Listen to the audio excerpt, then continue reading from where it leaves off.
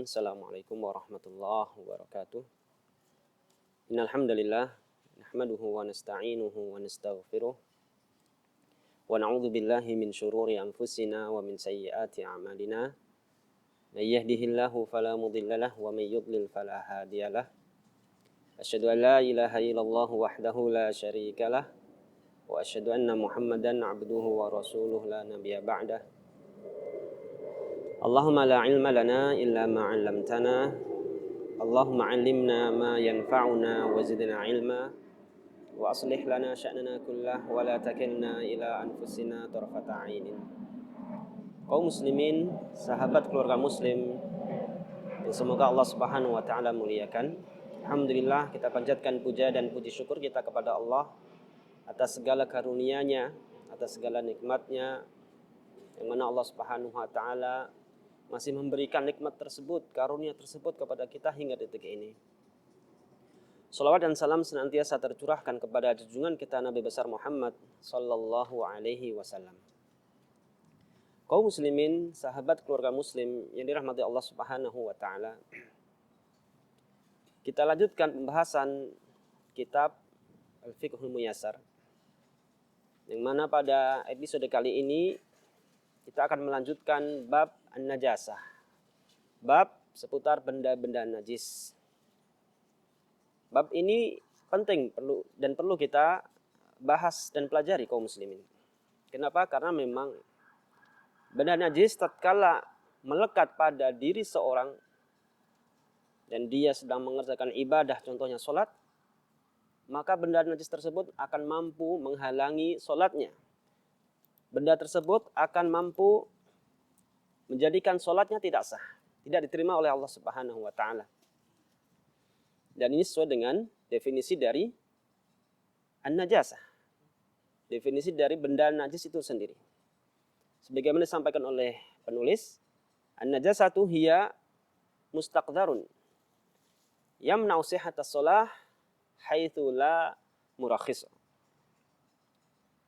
An-najasah, benda najis adalah benda yang dianggap kotor oleh syariat, yang mampu membuat tidak sahnya salat seseorang jika tidak memiliki atau selama tidak memiliki keringanan, atau hal-hal yang mampu membuat benda najis itu menjadi ringan menurut syariat. Ya, karena memang kaum muslimin rahmatullah Allah Subhanahu wa taala, kenapa harus dikatakan ya, benda yang dianggap kotor menurut syariat? Karena memang tidak semua benda yang kita anggap kotor menurut syariat kotor. Contohnya sebagaimana telah kita singgung di pertemuan yang lalu, tanah, lumut, ya, kotoran ya, hewan-hewan yang bisa dimakan atau halal untuk dimakan, itu kotor menurut kita, menurut manusia. Akan tetapi menurut syariat, menurut agama, tidak dikatakan kotor yang mampu mencegah sahnya sholat seorang. Kaum muslimin yang dirahmati Allah Subhanahu wa taala, telah kita ketahui bahwasanya ada beberapa hal yang itu merupakan suatu benda yang najis dan itu jelas bagi kita.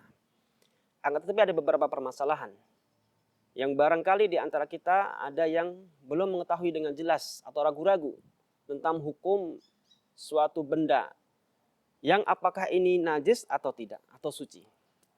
Ya, maka di sini pada episode kali ini kita akan membahas permasalahan-permasalahan tersebut dengan izin Allah Subhanahu wa taala. Kaum muslimin rahmati Allah Subhanahu wa taala, permasalahan pertama yang barangkali kita sering mendapatinya di kehidupan kita sehari-hari, yaitu permasalahan seputar hukum hewan yang mati atau bangkai hewan yang mati, namun hewan tersebut tidak memiliki darah yang mengalir. Ya, seperti serangga. Dia hewan, namun tidak memiliki darah yang mengalir. Maka bagaimana hukum bangkai dari serangga ini? Apakah dikategorikan sebagai benda yang najis atau tidak? Maka kaum muslimin rahmati Allah Subhanahu wa taala, di sini dalam kitab Al-Fiqhul Muyassar, penulis telah menjelaskan permasalahan tersebut. Di sini penulis mengatakan ta'rifu ma laisa lahu nafsun sa'ilah. Pengertian dari hewan yang tidak memiliki darah yang mengalir. Beliau mengatakan huwa ma laisa lahu damun yasilu minhu idza juriha au qutila. Hewan yang tidak memiliki darah yang mengalir apabila dilukai maupun dibunuh. Ya, telah kita sebutkan di awal, contohnya adalah serangga, ya kecoa, ya jangkrik dan sebagainya. Itu adalah di antara serangga yang tidak memiliki darah yang mengalir. Maka mengenai hukum kenajisan serangga atau hewan ini disebutkan oleh para ulama terdahulu. Ya. Di sini disebutkan ya, pendapat pertama aktsaru fuqaha ala anna ma laisa lahu nafsun sa'ilah kadzubab wal ba'ud was sursur wal khunfasa wa nahwu dzalik idza waqa'at fi ma'in yasirin aw ma'i'in famatat fihi fa innahu la yunajjisu ma waqa'a fihi. Kebanyakan ulama ahli fikih ya, beranggapan bahwasanya hewan yang tidak memiliki darah yang mengalir seperti az-dzubab, dzubab alladzi yadzub, yakni bermakna lalat, wal ba'ud ataupun nyamuk, was sursur, sursur dalam bahasa Indonesianya diartikan kecoak, wal khunfasa ataupun kumbang dan yang semisalnya, idza waqa'at fi ma'in yasir, apabila jatuh tenggelam di air yang sedikit, au ma'in ataupun air yang mengalir, famatat fihi, kemudian dia mati di dalam air tersebut, fa innahu la yunajjisu ma waqa'a fihi, maka dia tidak bisa membuat air tersebut menjadi najis. Ya. Dan mereka berdalil dengan hadis Nabi Muhammad SAW. Ya, dalam satu hadis Rasulullah SAW bersabda, "Idza waqa'a dzubab fi syarabi ahadikum falyagmishu thumma liyanza'hu fa inna fi ihda janahaihi da'an wa fil ukhra shifa." Ya. Rasulullah SAW bersabda, apabila ada seekor lalat jatuh nyemplung di dalam minuman salah satu di antara kalian, maka hendaklah dia membenamkan, mencelupkan lalat tersebut, kemudian mengambilnya dan membuangnya. Ya, karena salah satu dari kedua sayapnya itu ada penyakit dan yang lainnya ada obatnya. Wa ma'lum annahu qad yufdi ghamsuhu ila mautih. Ya, penulis melanjutkan, dan kita juga ketahui ya, bahwasanya tatkala seorang menyemplungkan, tatkala mencelupkan yakni lalat tersebut ke dalam air itu ya, bisa membuat lalat tersebut mati. Ya, apalagi itu kalau airnya panas. Ya, ketika seorang istri contohnya membuat air kemudian tiba-tiba masuk lalat, kemudian dimasukkan lalat tersebut di dalam teh yang panas, tentunya ya besar kemungkinan membuat lalat tersebut akan mati. Maka dalam kondisi seperti ini, ya Rasulullah SAW telah menyebutkan, ya secara tersirat, yakni air tersebut tetap bisa digunakan dan lalatnya tidak membuat air tersebut menjadi najis. Ya. Kalau kana yanjus bil mauti lamma amaron Nabi sallallahu alaihi wasallam bi ghamsihi idza saqata fil ma. Kalau seandainya ya air tersebut menjadi najis karena sebab matinya lalat yang nyemplung, yang terjebur dalam air tersebut, maka sesungguhnya ya tentunya Nabi tidak akan memerintahkan ya seorang untuk apa? Mencelupkan lalat ke dalam air. Kalau seandainya apa? Lalat tersebut mati kemudian membuat air itu najis. Tapi nyatanya apa? Rasulullah SAW tidak berkata demikian. Rasulullah tidak memerintahkan sahabatnya untuk membuang airnya. Tapi tetap ya bisa dimanfaatkan air tersebut dan lalatnya yang apa? Yang dibuang. Ini pendapat pertama. Pendapat yang kedua, ya, ini adalah pendapat yang disebutkan oleh para ulama dari madhab Hambali. Penulis mengatakan wa farraqal Hanabilah fi dzalik faqalu ma laisa lahu nafsun sa'ilah naw'an. An-naw'ul awwal ma yatawalladu minat tahirat wa huwa tahirun hayyan wa mayyitan. Ulama Hanabilah, ulama dari madhab Hambali, ya, membedakan jenis serangga atau jenis hewan yang tidak memiliki darah yang mengalir. Ya, mereka membedakan ada dua jenis serangga yang tidak memiliki darah yang mengalir. An-naw'ul awal ma yatawallad minat tahirat fa huwa tahirun hayyan wa mayyitan. Yaitu hewan yang tumbuh atau muncul dan terlahir dari benda-benda yang suci. Ya, maka dia ini, hewan tersebut adalah benda yang suci baik dalam kondisi hidup maupun dalam kondisi mati. Contohnya apa? Contohnya belatung. Ya, ulat yang muncul dari buah yang busuk. Ya, kalau ada mangga jatuh, kemudian nggak ada yang mengambil, nggak ada yang mengkonsumsinya, nggak ada yang memakannya, kemudian membusuk, maka akan muncul belatung ataupun lalat dari mangga tersebut. Nah, inilah contoh yang pertama, ya, dari pembagian jenis serangga yang tidak memiliki darah yang mengalir. Maka tatkala belatung ini muncul dari sesuatu yang suci, karena mangga tentunya suci, maka dia juga yakni suci. Belatungnya suci, baik hidup maupun mati. Wa na'utsani, adapun pembagian yang kedua, ma yatawalladu minan najasat fahuwa najisun hayyan wa mayyitan. Hewan yang muncul atau terlahir dan tumbuh dari benda-benda yang najis, maka dia juga najis baik dalam kondisi hidup maupun dalam kondisi mati. Ya, contohnya belatung, ya, yang muncul dari bangkai. Ada, ya, kucing tertabrak mobil contohnya, mati, nggak ada yang menguburkan. Kemudian muncullah belatung dari tubuh bangkai kucing tersebut. Ya, maka menurut ulama dari mazhab Hambali, belatung yang muncul dari bangkai kucing ini, maka dia ini dihukumi sebagai apa? Benda yang najis. Kenapa? Karena muncul dari benda yang najis. Karena bangkai adalah benda yang najis. Ini adalah dua, yakni bagian atau dua pembagian tentang hewan yang memiliki darah yang tidak mengalir. Kenapa kok bisa timbul, ya, pendapat seperti ini? Kenapa bisa muncul pendapat seperti ini? Ya, di sini disebutkan oleh penulis wa hadat tafriq indahum mabniyun ala mas'alatin wa hiya hal an-najasatu tathuru bi istihalah amla.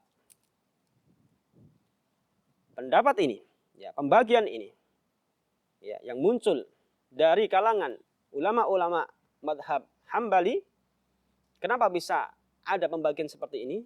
Karena ini muncul atau terbangun dari permasalahan apakah benda najis itu akan menjadi suci secara otomatis dengan al-istihalah. Istihalah adalah perubahan zat. Ya. Tatkala contohnya, kita ambil contoh, ada bangkai, ya, najis, tatkala dibakar kemudian menjadi abu. Apakah abunya itu tetap menjadi najis atau suci? Itulah disebut dengan istihalah. Perubahan zat, ya, berubah dari yang awalnya bangkai kemudian berubah menjadi abu. Kaum muslimin, sahabat keluarga muslimin rahmat Allah Subhanahu wa taala, kita berhenti pada pembahasan ini untuk sementara ini dan kita akan lanjutkan setelah jeda yang berikut ini. Tentunya tetap bersama kami.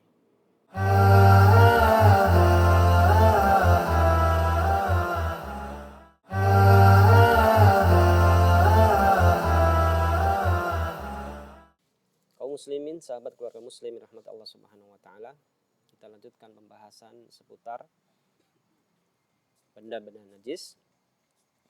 Pada segmen sebelumnya telah kita singgung mengenai hewan yang memiliki darah yang tidak mengalir.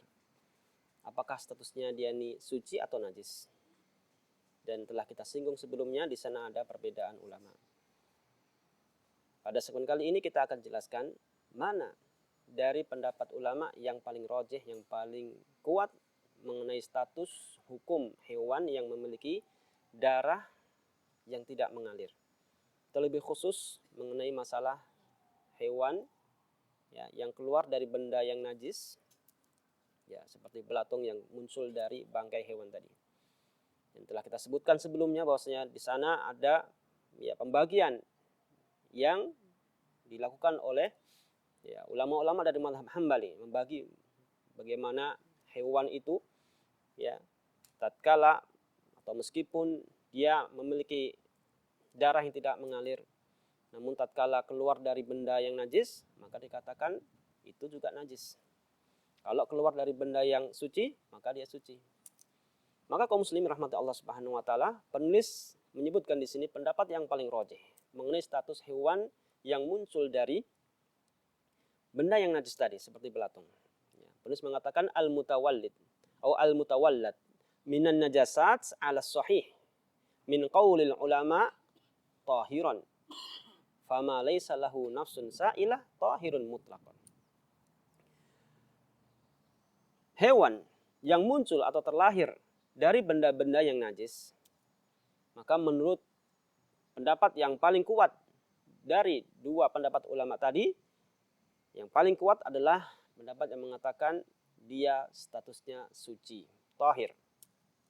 Fama laisa lahu nafsun sa'ilah tahirun mutlaqan. Maka setiap hewan yang tidak memiliki atau yang memiliki darah yang tidak mengalir, maka statusnya suci secara mutlak.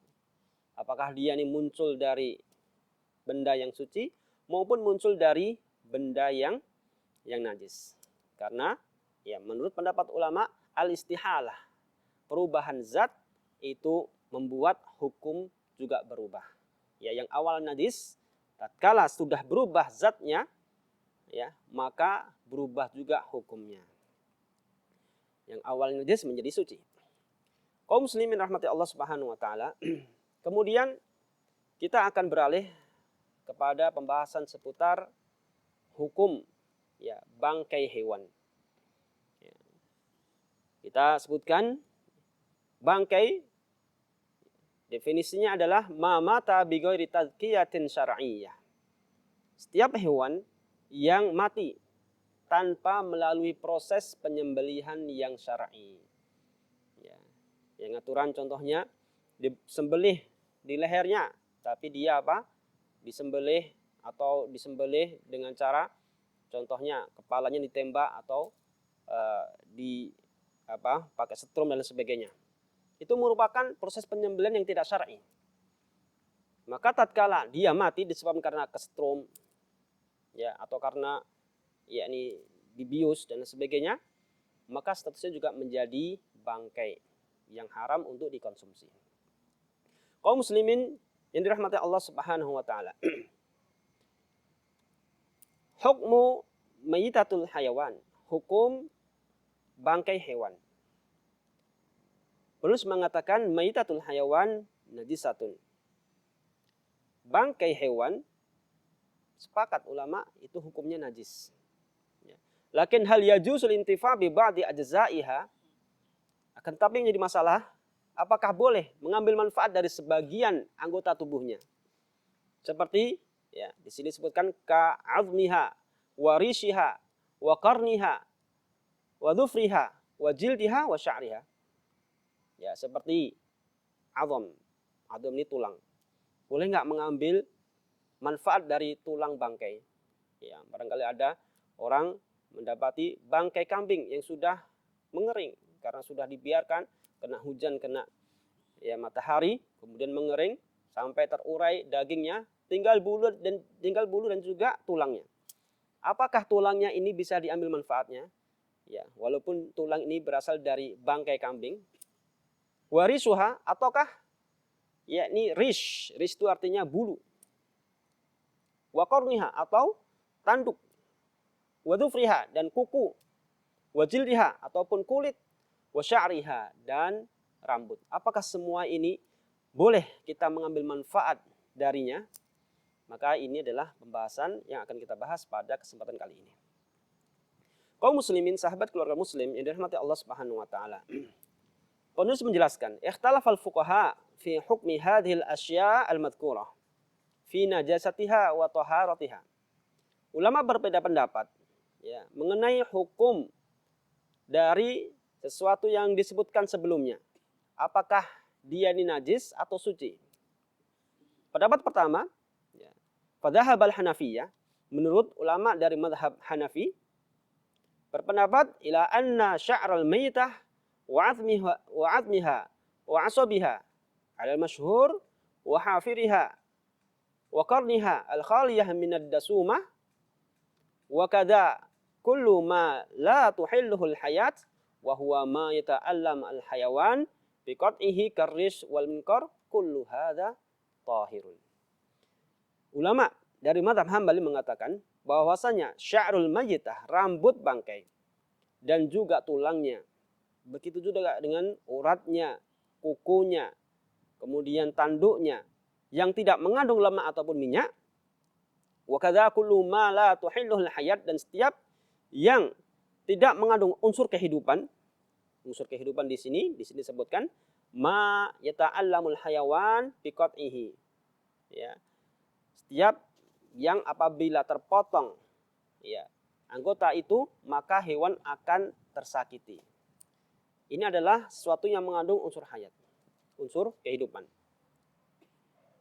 Nah, jadi sesuatu yang tidak mengandung unsur kehidupan seperti rish, yakni bulu, wal minkor ataupun paruh, maka ini semua tidaklah najis alias suci. Jadi kita ulangi, ya, menurut pendapat mazhab Hambali atau mazhab Hanafi, ya, menurut ulama dari mazhab Hanafi, yakni bulu bangkai, tulangnya, uratnya, kukunya, tanduknya yang tidak memiliki atau mengandung lemak dan minyak, dan juga setiap yang tidak mengandung unsur kehidupan, ya, tatkala yakni salah satu anggota dari tubuh hewan tersebut dipotong, yakni tidak tersakiti hewannya, seperti apa? Seperti bulu dan juga paruh, maka ini semua dianggap suci. Ini pendapat dari ulama madhab Hanafi. Kemudian kaum muslimin, sahabat keluarga muslimin rahmat Allah Subhanahu wa taala, pendapat yang kedua adalah pendapat yang dikemukakan oleh ulama-ulama dari madhab Maliki.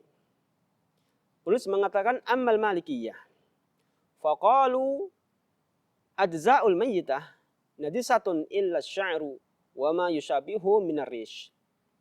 Anggota-anggota tubuh bangkai, ya, anggota-anggota tubuh bangkai itu semua najis kecuali asy'ar, yakni bulu dan yang mirip dengan bulu, rambut, bulu halus.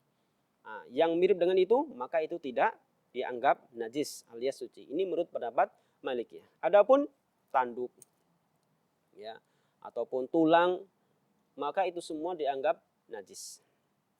Kemudian kaum muslimin yang dirahmati Allah Subhanahu wa taala, kita beralih kepada pendapat dari ulama-ulama mazhab Syafi'i.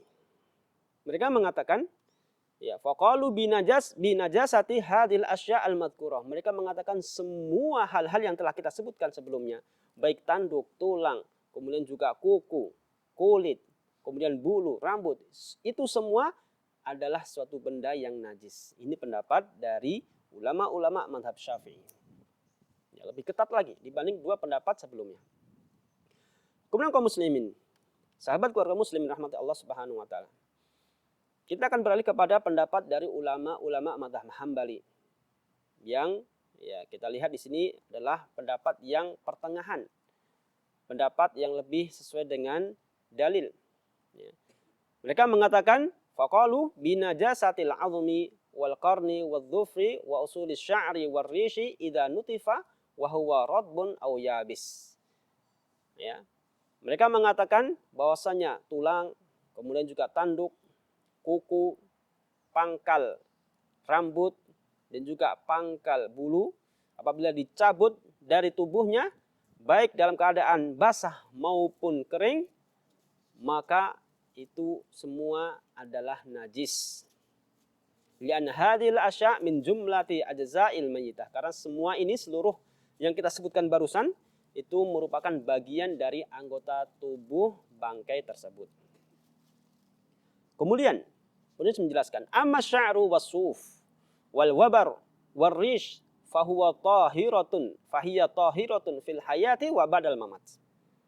Adapun rambutnya ataupun bulunya, wal wabar ini bulu-bulu halus, warish dan bulu-bulu kasar, fahuwa tahiratun fil hayat wa ba'dal mamat. Maka ini semua dihukumi sebagai benda yang suci, baik pada kondisi hewan tersebut hidup maupun tatkala kondisinya mati atau telah menjadi bangkai.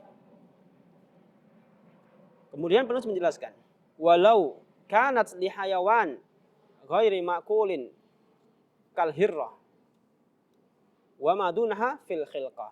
Meskipun ya benda-benda tersebut, bulu, kemudian juga rambut, wal dan juga bulu, meskipun berasal dari hewan yang tidak bisa dimakan atau tidak halal dimakan, ya, maka dia tetap dianggap suci.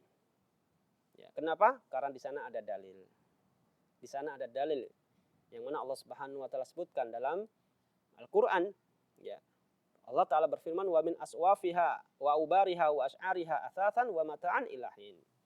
Dan Allah juga menjadikan dari bulu-bulunya, bulu-bulu hewan, dan juga aubariha dan juga bulu-bulu halusnya, wa asy'ariha dan rambut-rambutnya, asasan dijadikan sebagai apa? Bahan-bahan kebutuhan rumah tangga, asasan perabot rumah tangga atau kebutuhan rumah tangga. Wa mata'an dan juga sesuatu yang bisa diambil manfaatnya, ilahin, sampai beberapa waktu. Di sini umum, ya. Maka kemudian penulis ini menyebutkan fal ayah siqat limtinan. Ayat ini menunjukkan kemurahan Allah Subhanahu wa taala. Yang di sana ada makna yang tersirat bahwasanya kita boleh memanfaatkan asuf, yakni wal, kemudian juga bulu, rambut, itu semua adalah bentuk karunia dari Allah Subhanahu wa taala yang boleh kita manfaatkan. Wadh-dhahir syumulul ayah li halatil hayat wal mamat. Dan yang nampak ya bahwasanya ayat ini mencakup kondisi hewan baik ketika mati maupun ketika hidup. Ya, ini adalah pendapat yang rajih. Ya, jadi dari sini kita simpulkan kaum muslimin, sahabat keluarga muslim rahmat Allah Subhanahu wa taala, bahwasanya bulu kemudian juga rambut, ya, itu adalah sesuatu yang suci. Yang najis adalah kuku, kemudian juga tanduk, tulang. Karena tiga hal ini tidak disebutkan dalam ayat tadi. Kaum muslimin yang dirahmati Allah Subhanahu wa taala, kita akan lanjutkan setelah jeda yang berikut ini.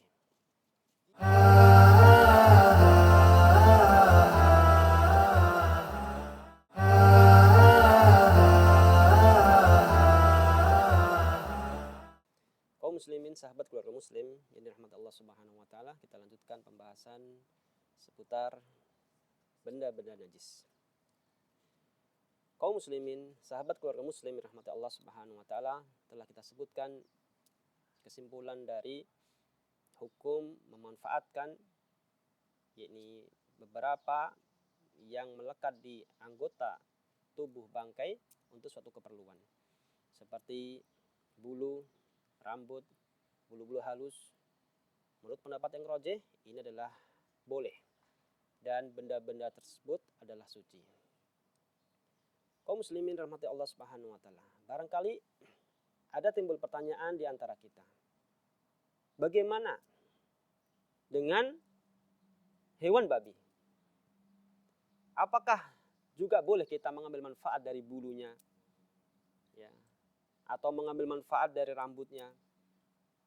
Terkadang kita dapati ya, industri-industri kosmetik, kemudian juga ya rumah makan dan sebagainya, mereka mengambil manfaat dari bulu-bulu babi untuk dijadikan kuas, baik kuas untuk makanan atau kuas untuk kosmetik.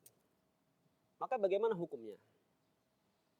Atau bahkan ada juga yang mengambil manfaat dari kulit babi untuk dijadikan sepatu atau dijadikan sarung tangan. Ada yang mengatakan sarung tangan kalau terbuat dari kulit babi, maka dia tidak mudah robek. Ya, atau untuk keperluan jaket dan sebagainya. Apakah boleh mengambil manfaat dari ya anggota tubuh babi berupa kulit ini untuk suatu keperluan, untuk diambil manfaatnya? Kaum muslimin rahmati Allah Subhanahu wa taala. Pendapat yang rajih dari pendapat ulama bahwasanya babi adalah hewan yang najisnya aini, yang najis secara zatnya, yang tidak bisa disucikan. Dan najis babi ini mencakup seluruhnya, semuanya, bulunya, kemudian juga air liurnya, kemudian juga kulitnya, kukunya dan sebagainya. Maka tidak boleh kita mengambil manfaat dari bulu babi ataupun kulit babi dan dan seluruhnya yang diambil dari tubuh babi. Karena apa? Karena babi adalah benda najis secara zatnya. Tidak bisa kita mengambil manfaat sedikit pun darinya. Ya, apalagi dipakai untuk kosmetik atau untuk ya ini membuat kuas untuk adonan kue ataupun untuk apa? Jaket dan sebagainya. Kemudian kaum muslimin sebagai faedah perlu kita sebutkan di sini bagaimana kita bisa membedakan, bisa mengetahui, bisa mengidentifikasi bahwasanya kulit pakaian ini atau kulit sepatu ini, kulit sarung tangan ini atau kulit jaket ini terbuat dari kulit babi. Maka kalau kita searching, kita buka di internet, di sana dijelaskan bahwasanya di antara ciri-ciri kulit itu adalah kulit babi adalah dia dalam teksturnya itu ada titik tiga, ada bercak titik tiga yang membentuk bentuk yakni gambar segitiga. Dan ini banyak. Itu diantara cara gampang untuk mengidentifikasi, untuk mengetahui bahwasanya kulit tersebut terbuat dari kulit babi. Ya, tentunya tatkala kita mengetahui kulit tersebut terbuat dari kulit babi, kita tidak bisa memanfaatkannya untuk apa? Untuk pakaian, apalagi dipakai untuk apa? Sholat. Kenapa? Karena itu adalah benda najis dan tentunya sholat tidak akan sah dan tidak akan diterima oleh Allah Subhanahu wa taala jika pakaian kita atau badan kita atau bahkan tempat yang kita pakai untuk sholat itu mengandung unsur najis. Begitu juga dengan kuas, ya, yang dipakai untuk kuas makanan contohnya. Ya, itu juga nggak boleh. Nggak boleh kita manfaatkan. Karena apa? Karena itu adalah benda najis. Khawatirnya ada beberapa kandungan ya dari kuas tersebut yang masuk ke dalam mulut kita, sementara kuas tersebut adalah benda yang najis. Kaum muslimin yang dirahmati Allah Subhanahu wa taala. Kemudian kita akan membahas pembahasan berikutnya, yakni seputar darah. Apakah darah ini benda yang najis atau suci? Kaum muslimin, sahabat keluarga muslimin rahmat Allah Subhanahu wa taala. Ini adalah pembahasan yang telah dibahas juga oleh para ulama terdahulu. Ya. Dan di sana ada khilaf. Di sana juga ada perbedaan pendapat dan tentunya nanti kita akan sebutkan pendapat mana yang paling kuat. Allah Subhanahu wa taala berfirman, "Qul la ajidu fi ma uhiya ilayya muharraman 'ala ta'imin yat'amuhu illa ayyakuna maitatan aw daman masfuhan aw lahma khinzirin fa innahu rijsun." Ya. Allah Subhanahu wa taala berfirman, "Qul la ajidu fi ma uhiya ilayya." Ya, katakanlah aku tidak mendapatkan apa dari apa yang diwahyukan kepadaku. Bahwasanya ada sesuatu itu dianggap sebagai haram ala ta'imin yat'amuhu atas orang yang memakannya illa an yakuna maitatan, kecuali jika sesuatu tersebut dari maitatan, bangkai, au daman atau darah, ya, daman masfuhan atau darah yang mengalir, au lahma khinzir atau daging babi, fa innahu rijsun.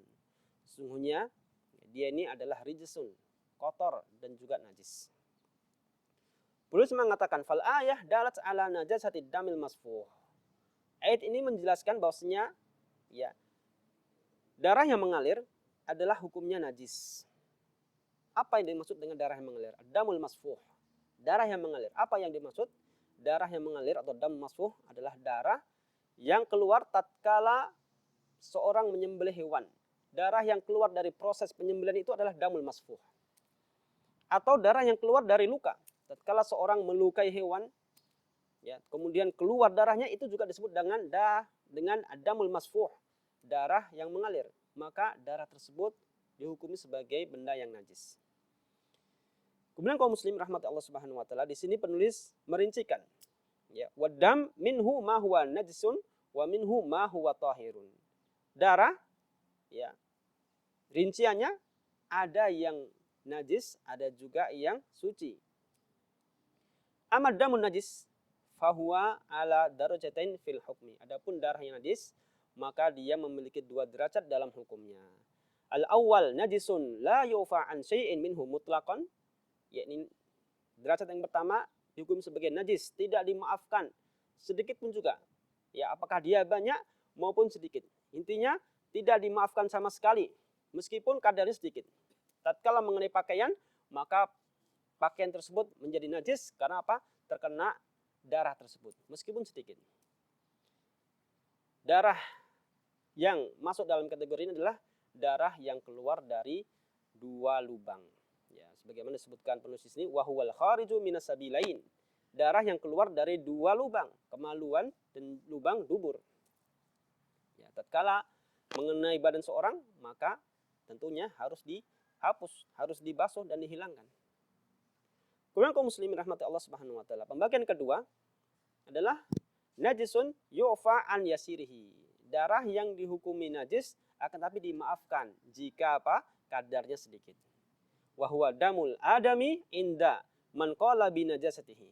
Dia adalah darah manusia. Ya. Ini adalah, yakni di sini disebutkan inda man qala bi najasatihi. Menurut ulama yang menganggap darah manusia itu sebagai sesuatu yang najis. Ya. Tatkala darah manusia, ya, sedikit mengenai pakaian, maka dimaafkan. Ya.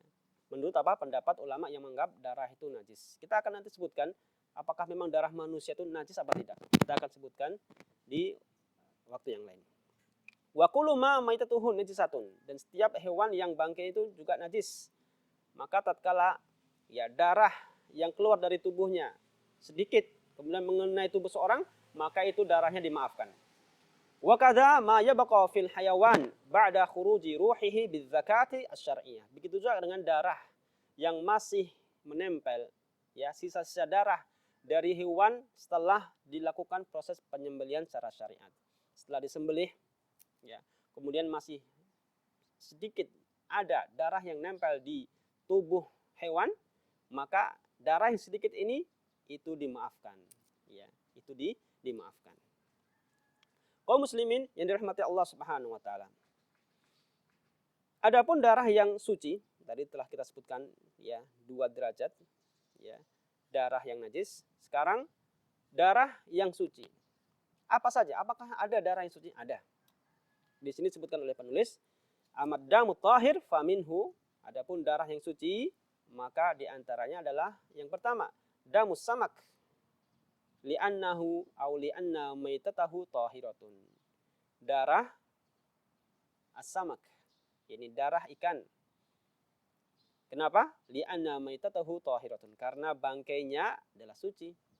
Rasulullah bersabda, ya huwa tahurun ma'uhu wal hilu maitatuh, dalam satu hadis tatkala sahabat keluar berlayar, ya, kemudian, ya, berlayar di laut, kemudian apa? Kemudian tanya kepada Rasulullah SAW sepulang dari berlayar, ya Rasulullah SAW, bagaimana kami bersuci dengan air laut? Maka Rasulullah bersabda, huwa tahuru ma'uhu wal hilu maitatuh.